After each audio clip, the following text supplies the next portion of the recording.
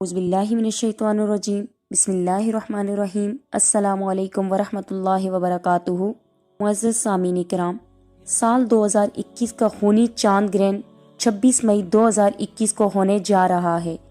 इस दौरान चांद और सूरज के दरमियान में ज़मीन इस तरह आ जाएगी कि चांद तक सूरज की रोशनी का ज़्यादातर हिस्सा नहीं पहुंच पाएगा और चांद सुर्ख हालत इख्तियार कर लेगा।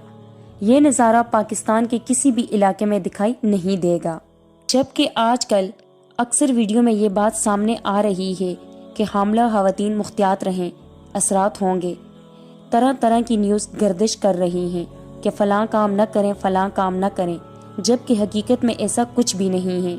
आप लोग बिल्कुल बेफिक्र रहें, अपने मामूल के काम सर अंजाम दें। तरह की बातों से अवाम को खौफजदा किया जा रहा है, जबकि इसकी कोई हकीकत नहीं है।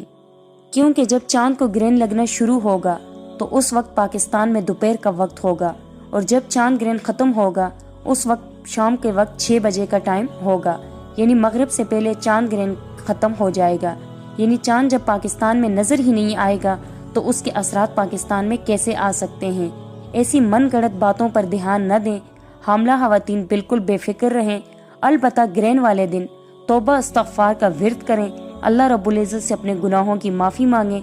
अल्लाह रब्बुल इज़्ज़त हम सब को कुदरती आफात से महफूज रखे। आमीन सुम आमीन या अरहमर राहिमीन।